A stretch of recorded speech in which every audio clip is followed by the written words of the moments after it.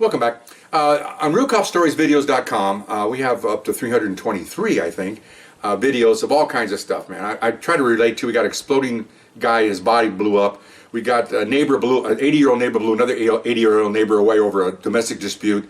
You know, all kinds of stuff. A woman that died in her house and her little puppy to survive was licking away her face. I mean, those are gross stuff, man. Look those up. A lot of Vice gross ones, too. They all have alerts on. They all have alerts on them to get till the kids leave the room. We're in a unit now where I'm in charge of a unit that follows people for intelligence purposes, and we're seeing what they're up to and stuff, and seeing if they're into anything at all, whether it be narcotics or anything, anti-terrorist, you know, who knows what they're doing. So we're doing this.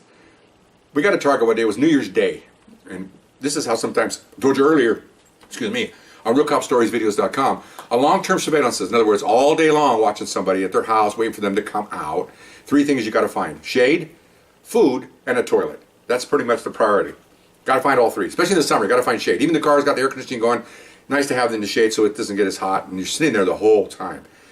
Got there at 6 in the morning, New Year's Day, and all day nothing happened. Guys are grabbing fast food, coming back. Guys are going to the bathroom all day long. We're switching. I had 10 guys working for me, 9 guys and myself.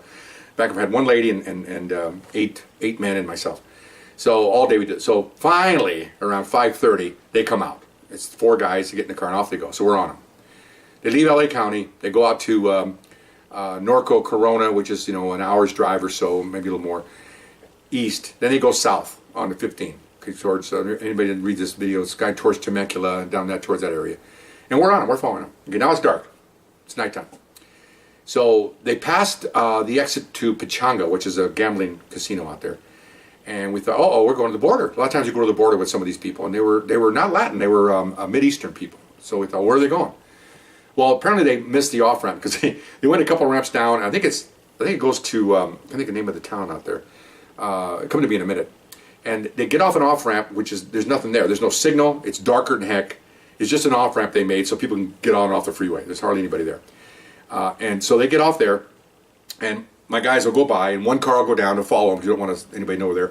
And he tells us, you know, that they're going over the freeway, and they're going back north. And he goes by them the opposite way, and another car comes up and follows them. And we do all kinds of fancy following surveillance kind of thing.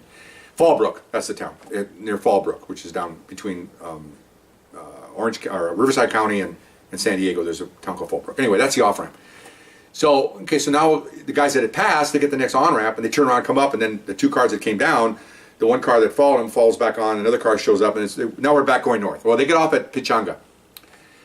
Trying to make this short story, I'll make it short. So they get off and they pull into a parking structure at Pechanga, and my guys are there, and we follow them in, and a couple of guys jump out on foot, and they run in to see where they're going. Well, they're going to the poker room. They go in there, and there's a poker room in there, and they're in there, you know, a lot of people there, so you can blend in really well. So we're all outside watching the car. Now it's like 10:30 at night. We've been on this guy for how many hours? 16, 17 hours. All in overtime, which is good. You know, we're just poor civil servants. Nice to make that kind of money. So they bought chips and they sat down and played poker. Well, they're in for the night. So they come out and they tell me that, okay, everybody meet over here behind this parking lot. Okay, so we go to the parking lot. Here comes after this mundane story I told you, here comes the fun part. Again, I didn't see this. I was just told by this. We had 1 lady detective with us. Great gal. I got her promoted twice, kept her with me, and now she's a top step detective, and she's probably going to make lieutenant. Okay, very sharp lady. Funny, but sharp. Oh my gosh. So we're talking, anybody got anything? You know, we're going to call for the night, and tomorrow we'll come in and do something else. Okay, fine. So we're looking around. She goes, yeah, I got something. We're going, oh, okay. And we were together a long time. We've been together almost 1.5 years now. Almost 2 years now, solid, just the 10 of us. So we're very tight. I have 2 supervisors who work for me, and I'm the top guy. So she goes, what's the matter? She goes, 2 hours before we left, this guy left Los Angeles. I thought I had to go to the bathroom, and so I said, well, I'll wait until I really have to go, because you don't want to be away from the squad very long. Well, now that I have to go, I'm just getting ready to drive off and go. The guy comes out, and we're off and running. Okay. So now it's like 2 hours following this guy out of LA all the way down to Temecula. It's a long drive, 3 hours. She has to go. So she goes. So when he got off that freeway at Fallbrook and went over the freeway to go back north, I was the last car that came down. I go, great. I get off that off ramp. I look around. There isn't a soul there. I saw that off ramp too. It's just a dark off ramp. There's no lights, nothing. Not even street lights. Just no signals. It's just, again, probably made it for the agriculture there, so you can get on the freeway. So she says, so I pull off the road. I'm looking around. Oh my gosh. She says, I go around the other side of the car, try to hide. Nobody around. I pull my pants down and I start peeing. Okay.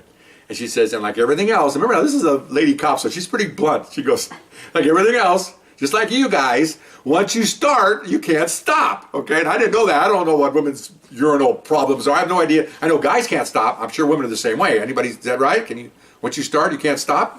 Anyway, but she said I had to go so badly I couldn't stop. Okay, fine. She said as I'm starting and I know I'm feeling, oh, here comes a car with the high beams on. Okay, and the reason why I put high beams on is because it's so dark there that most cars when they get off the freeway they have high beam it. So they can, So she looks over at him and she's got her pants down. She's got handcuffs, bullet holder, her gun. I don't think because she said I don't think they saw the guy because it's on her right side. They were coming this way. But she goes, I got this down to the floor and I'm hanging on to the car.